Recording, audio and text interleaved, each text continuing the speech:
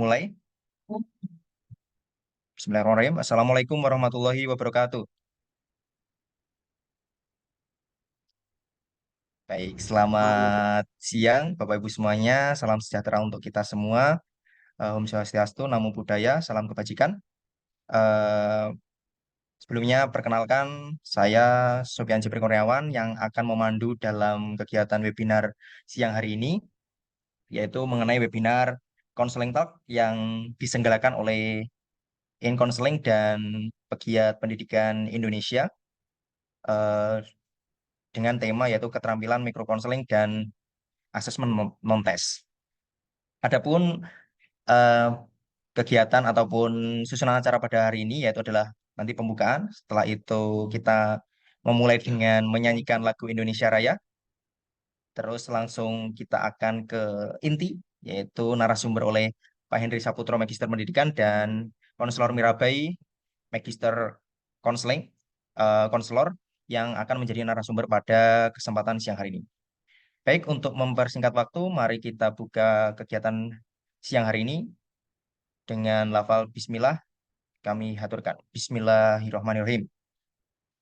Oke, untuk mempersingkat waktu, sebelum kita mulai, yaitu kita akan menyanyikan lagu Indonesia Raya. Bapak Ibu dipersilahkan untuk berdiri di tempatnya masing-masing ya, dan kita mendengarkan lagu Indonesia Raya.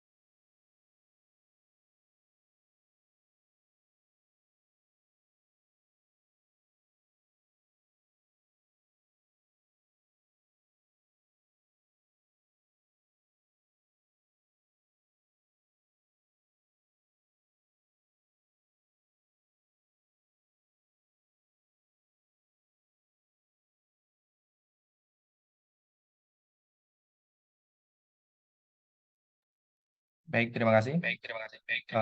Bapak Ibu yang telah menyanyikan Indonesia Raya, silakan kembali ke tempat duduk seperti semula. Oke, untuk mempersingkat waktu, webinar pada siang hari ini yaitu membahas mengenai keterampilan mikrokonseling dan asesmen non-tes.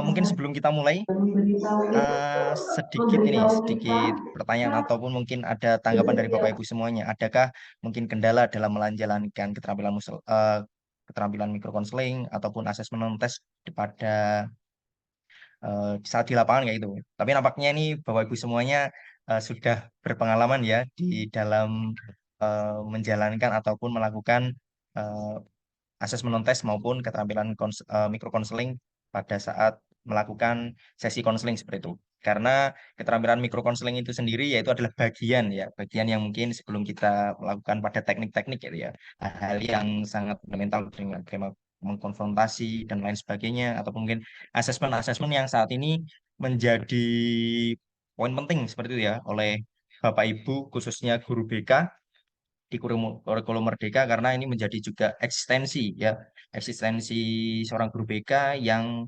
menjadi kekuatannya untuk melakukan sebuah eh, pendampingan ataupun memaksimalkan minat bakat peserta didik seperti itu kalau di sekolah.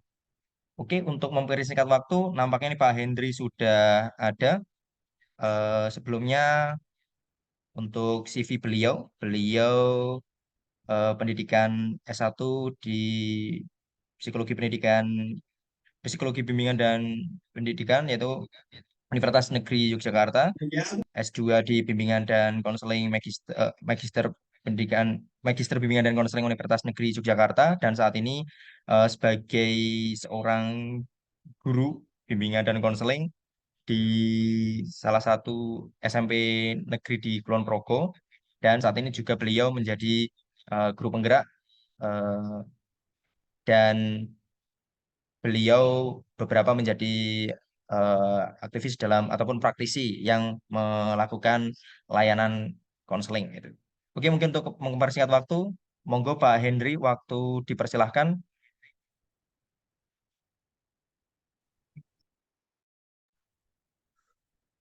Oke, terima kasih Mas Sofyan.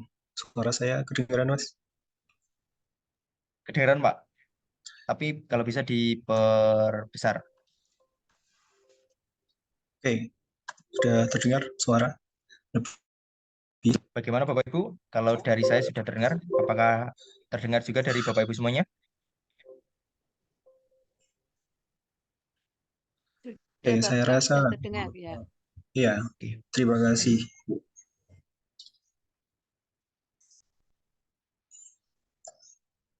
Oke, saya perlu mengecek eh, kemampuan suara karena tadi Mas Sofyan memutar lagu Indonesia Raya nggak kedengeran dari tempat saya, Mas. Oh baik, mohon maaf.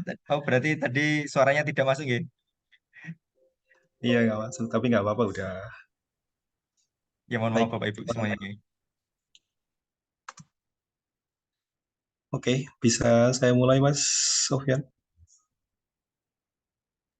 Bisa Pak, monggo dipersiapkan, dipersilahkan. Oke, terima kasih Mas Sofyan. Pertama kali Mas Sofyan manggil saya Pak ini kali ini. Baik, selamat siang Bapak Ibu. Selamat siang rekan-rekan sejawat dan selamat siang mungkin ada teman-teman mahasiswa yang turut hadir dalam kesempatan kali ini. Sebelumnya saya mengucapkan terima kasih banyak atas atensi teman-teman untuk bergabung dengan kegiatan yang kita adakan. Kemarin sebenarnya cukup apa namanya, beberapa pembahasan kemarin sebenarnya akan mengedepankan Mbak Mirabai sebagai narasumber tunggal seperti itu awalnya, cuman karena apa namanya, eh, beliau sedang ada di Skotlandia, sementara eh, perbedaan waktu yang cukup signifikan sehingga untuk waktu-waktu sekarang ini beliau masih dalam apa namanya, masih dalam waktu istirahat seperti itu. Jadi untuk menambah kekosongan atau untuk menambah kekosongan sesi, maka saya selaku apa namanya, salah satu penggagas kegiatan pada siang hari ini memberanikan diri untuk menyampaikan sedikit materi. Materi yang akan saya sampaikan adalah asesmen atau mungkin lebih tepatnya pemahaman individu dengan spesifikasi non-tes seperti itu. Sesuai dengan prosedur yang kita pahami bersama-sama bahwa salah satu langkah awal adalah atau prosesi awal dalam layanan bimbingan dan konseling yaitu kita berusaha untuk mengumpulkan data sebanyak-banyaknya. Pengumpulan data konseli atau siswa apabila konteksnya adalah konselor di setting pendidikan atau di setting sekolah seperti itu. Ketika nanti setelah data sudah terhimpun, data sudah terkumpul, data sudah terkoleksi dengan baik, untuk selanjutnya nanti konselor atau guru bimbingan dan konseling bisa menindaklanjuti dengan berbagai macam aktivitas atau kegiatan baik yang sifatnya individu maupun kelompok. Nah, itu nanti akan disampaikan oleh Mbak Mirabai atau apa namanya materi utama yang akan kita dapatkan pada siang hari ini. Baik, Bapak Ibu, rekan-rekan dan teman-teman sejawat, saya akan mulai dengan share materi yang akan saya sampaikan pada siang hari ini. Mohon izin rekan ya Mas, share Mas Sofyan. Iya, Pak Hendri, monggo dipersilakan.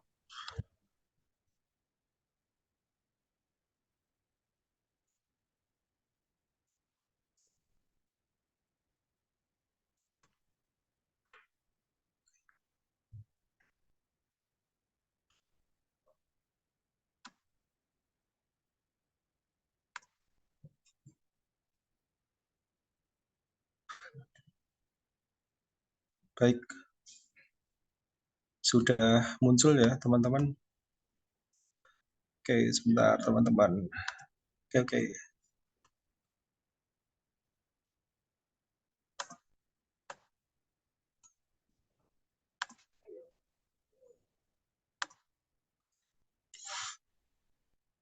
Baik, iya ini tajuk materi yang akan saya sampaikan pada siang hari ini yaitu memahami individu dengan teknik non-tes. Sedikit pengantar. Ya, pemahaman individu adalah secara pengertian ya, rekan-rekan sekalian, pemahaman individu adalah suatu kegiatan untuk memahami, menilai, ataupun menaksir karakteristik, potensi, dan atau masalah-masalah atau gangguan yang ada pada individu atau sekelompok individu. Oke. Cara yang digunakan meliputi observasi, interview, skala penilaian, daftar cek, inventory, teknik projektif, dan beberapa jenis tes. Saya mengutip pendapatnya Icon. Kemudian pemahaman atau penilaian tersebut dimaksudkan untuk kepentingan pemberian bantuan bagi pengembangan potensi atau developmental atau dalam dimensi uh, guru BK yaitu dimensi bimbingan ya Bapak Ibu dan atau penyelesaian masalah-masalah yang dihadapinya atau dalam konteks klinis. Ya ini sesuai dengan dua ranah yang kita pertanggungjawabkan yaitu bimbingan dan konseling. Dengan adanya apa namanya pemahaman diharapkan kita bisa melakukan kerja sesuai dengan dua dimensi atau dua ranah yang menjadi tanggung jawab kita yaitu bimbingan atau arahnya developmental dan klinis yang sifatnya penyelesaian masalah-masalah yang dihadapi oleh konseli atau klien. Ya, memahami individu. Memahami individu teknik non-tes berarti adalah memahami individu melalui serangkaian data yang didapat tanpa mengandalkan pengujian langsung atau tes. Data dikumpulkan melalui pengamatan perilaku, wawancara, analisis dokumen, atau metode lain yang melibatkan pengukuran objektif atau pengujian langsung. Ya, teknik non-tes pada umumnya memegang peranan penting dari segi ranah sikap atau affective domain dan ranah keterampilan atau psikomotorik domain. Nah, seberapa penting teknik non-tes? Ya, kalau kita apa namanya mengacu pada teori-teori klasik ya, teman-teman, seperti konsep-konsep alam bawah sadar dari Freud, kolektif bawah sadar dari Jung, dan pengaruh lingkungan dari Skinner memberikan wawasan yang berharga tentang bagaimana faktor psikologis itu banyak sekali mempengaruhi perilaku manusia. Perilaku manusia itu adalah hasil dari kompleksitas pikiran dan emosional yang saling berkelindan, yang saling berpadu padan begitu. Kemudian dari apa namanya dua dua ranah itu termanifest dalam perilaku yang muncul dalam keseharianan. Dan kadang-kadang apa yang ada di dalam individu, baik pikiran, emosi, itu kadang-kadang tidak bisa tergambar oleh teknik-teknik tes seperti itu. Jadi sangat penting sekali, sangat butuh sekali teknik-teknik non-tes untuk bisa menggambarkan seperti apa individu yang seutuhnya, seperti apa karakteristik yang sebenarnya, seperti apa keunikan individu itu, memberikan gambaran yang berbeda dengan orang-orang yang ada di sekitarnya, seperti itu. Ya, dengan teknik tes, data yang didapat mencerminkan karakteristik atau keunikan, namun tidak menggambarkan utuh kompleksitas secara individu. Kondisi yang berbeda apabila kita menggunakan teknik non-tes. Dengan teknik non-tes, kita bahkan bisa mendapatkan data sampai dengan kehidupan batin, bahkan sampai dengan detail se-ekstrim mungkin, yang mungkin tidak akan tertangkap apabila kita menggunakan teknik-teknik tes. Seperti itu. Ya, teknik tes bisa macam-macam ya, teman-teman, seperti yang kita ketahui bersama-sama. Ini sudah banyak dibahas juga di sesi-sesi perkuliahan kita. Ada tes prestasi belajar yang biasa dilakukan oleh guru mata pelajaran. Kemudian ada pula tes psikologis, ini yang bisa melakukan yaitu psikolog ataupun konselor yang sudah bersertifikat seperti itu. Nah, teknik tes yang kita kenal, yang banyak mungkin familiar dilakukan di sekolah-sekolah, yaitu ada tes bakat, tes minat, tes intelijensi, maupun tes kreativitas. Seperti itu. Adapun untuk teknik non-tes itu sendiri, yaitu ada yang kita kenal, ada inventory, observasi, wawancara, angket, sosiometri, autobiografi, review dokumen, dan review kasus. Nah, teman-teman, yang akan saya bahas di sini yaitu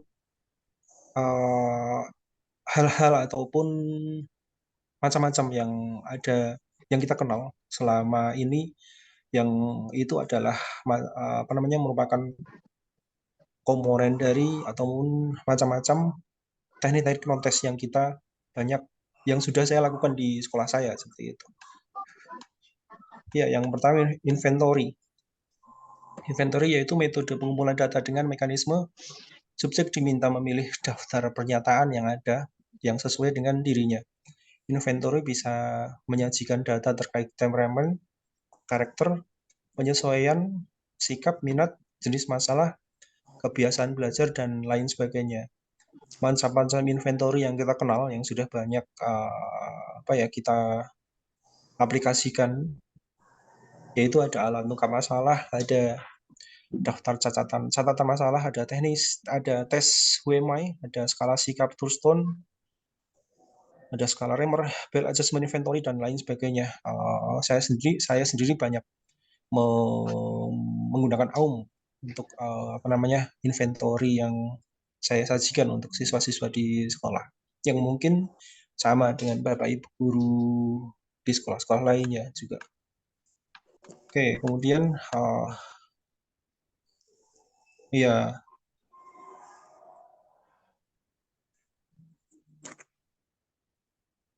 Mas Sofyan, ini ada notifikasi akan berhenti dalam 10 menit meetingnya. Ya, kemudian ada assessment, ini saya kembangkan sendiri ya teman-teman.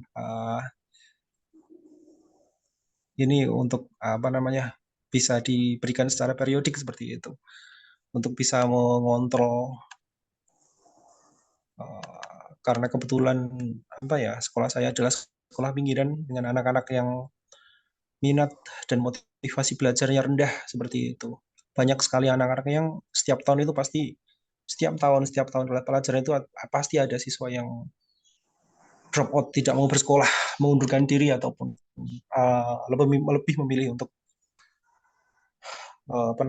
tidak bersekolah kembali seperti itu. Jadi saya harus secara periodik harus tahu bagaimana kondisi mereka di sekolah. Ya, seperti saya berikan pertanyaan-pertanyaan macam ini. Apakah kamu senang pergi ke sekolah setiap hari? Apakah kamu melakukan kegiatan favorit di sekolah? Kemudian apakah kamu merasa senang saat berada di dalam kelas? Kemudian apakah kamu merasa nyaman dengan teman-teman di kelasmu? Apakah kamu ikut dalam kehidupan kegiatan ekstrakurikuler? Apakah kamu mudah memahami pelajaran di sekolah? Apakah kamu merasa mendapat dukungan dari perhatian dari bapak ibu guru? Apa yang membuatmu cemas ketika di sekolah? Ataupun kemudian ada juga pertanyaan, kamu merasa memiliki hubungan baik dengan keluargamu? Apakah kamu merasa bahagia ketika berada di rumah bersama keluarga? Ya, kemudian seperti ini tes WMY ini saya rasa sudah banyak dikenal oleh rekan-rekan sejawat. Ada pernyataan-pernyataan macam-macam yang itu ada 3 opsi perimbangan, ada sangat cocok dengan saya, agak cocok dengan saya, dan tidak cocok dengan saya, seperti itu. Jadi nanti diharapkan dengan mengisi instrumen seperti ini tergambar situasi yang sedang dihadapi oleh para siswa atau oleh para konseli seperti itu. Oke, kemudian wawancara. Wawancara adalah salah satu teknik non-tes yang mungkin banyak juga familiar, yaitu metode pengumpulan data dengan tanya jawab. Suksesnya wawancara tergantung dari banyak hal, mulai dari bahasa tubuh konselor, tatapan mata, tingkat sensibilitas, taktik taktik dalam wawancara itu juga perlu juga ya teman-teman. Kemudian kiat-kiat wawancara, kemudian juga kemampuan hubungan personal si konselor itu sendiri dan kepribadiannya juga, serta juga memahami prosedur wawancara. Jangan tiba-tiba langsung melakukan wawancara tanpa ada pengantar dan lain sebagainya. Kemudian yang banyak juga dilupakan mungkin ketika ada di lapangan, yaitu teknik probing. Teknik probing sendiri adalah teknik yang digunakan oleh pewawancara untuk merangsang pikiran responden sehingga memperoleh informasi yang lebih banyak. Dalam hal ini, pewawancara harus mampu komunikatif, rileks, interaktif, akrab, dan kritis, tapi tidak memojokkan responden dan tidak bernada interogasi seperti itu. Mungkin sangat mungkin kalau teman-teman familiar dengan acara Kick Andy, ya itu Andy F. Noya itu adalah salah satu interviewer handal yang beliau banyak sekali menerapkan teori probing ini dalam wawancara yang dia lakukan seperti itu. Ini mungkin juga nanti akan banyak dibahas oleh Mbak Mira, karena keterampilan mikro seperti ini juga sangat mempengaruhi kualitas wawancara, data yang didapatkan dari kegiatan wawancara yang dilaksanakan seperti itu. Seperti bahasa tubuh, tatapan mata, seperti itu kan mikro ya teman-teman. Ini adalah keterampilan mikro yang perlu banyak dilakukan selama kegiatan interview itu dilakukan.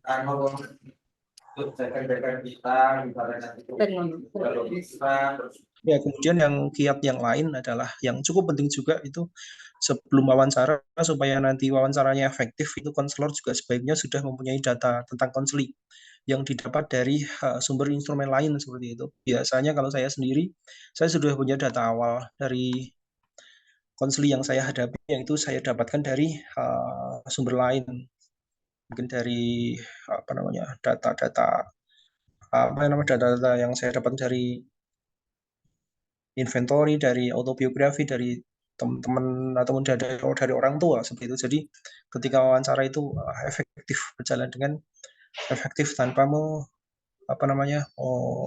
banyak waktu untuk pengantar seperti itu. Oke, kemudian ada angket juga teman-teman, ini juga mungkin familiar juga.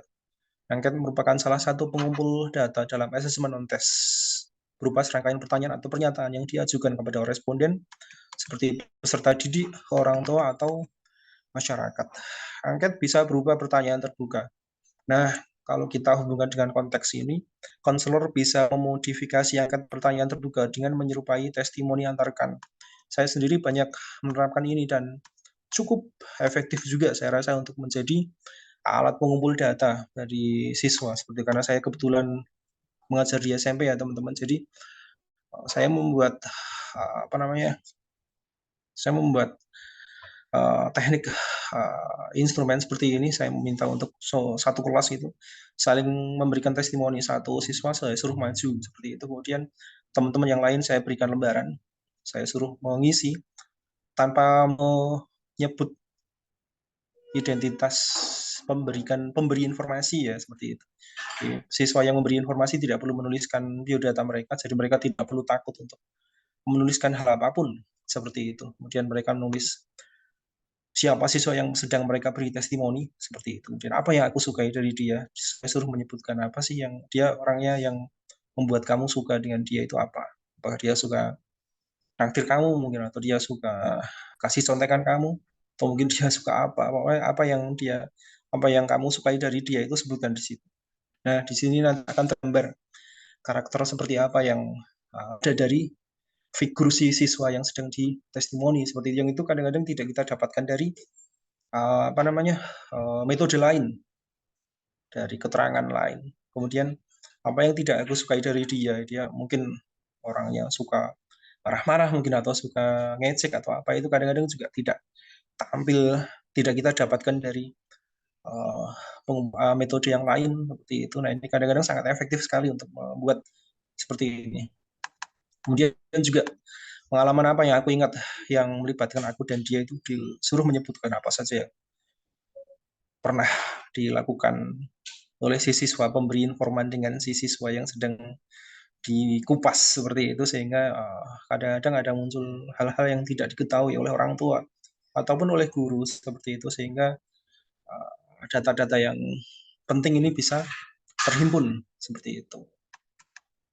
Oke, kemudian sosiometri. Sosiometri ini juga teknik non-tes juga yang digunakan oleh konselor. Salah satunya adalah untuk mengetahui bagaimana posisi peserta didik yang populer, peserta didik yang terabaikan, dan peserta didik yang ditolak oleh teman-temannya. Ini mungkin juga teman-teman sudah banyak melakukan ya, yang saya rasa cukup mudah, tapi cukup butuh effort seperti itu, karena cukup apa namanya membutuhkan banyak waktu untuk membuat seperti ini, apalagi kalau siswanya banyak ya dalam satu kelas seperti itu. Oke, ini juga autobiografi ini apa ya? Saya rasa cukup simpel, cukup sederhana, tapi sangat efektif sekali untuk menghimpun data-data yang apa namanya tidak bisa terhimpun oleh metode lain. Autobiografi adalah metode pengumpulan data dengan cara peserta didik diminta menuliskan riwayat hidupnya sejak kecil hingga saat ini. Meski bebas menulis riwayat hidup, namun sangat perlu untuk konselor membuat panduan penulisan, mulai dari keadaan orang tua, aktivitas keseharian, kondisi keluarga, lingkungan, hingga kondisi emosi dan sosial. Ini dilakukan demi mendapatkan data yang lengkap. Nah, saya sendiri biasa di awal gitu, di awal tahun pelajaran itu saya pasti kasih ini ke semua siswa. Saya suruh nulis seperti ini. Semakin panjang semakin bagus. Kalau yang nulis pendek-pendek tidak saya terima. Saya kembalikan harus nulis panjang. Ceritakan seperti itu. Nah, panduannya seperti ini teman-teman. Kemudian saya suruh tulis nama saya anak dari keberapa, dari berapa bersaudara, saya lahir dari keluarga yang seperti apa, apakah keluarga yang orang tuanya sudah bercerai, keluarga yang utuh, ataupun keluarga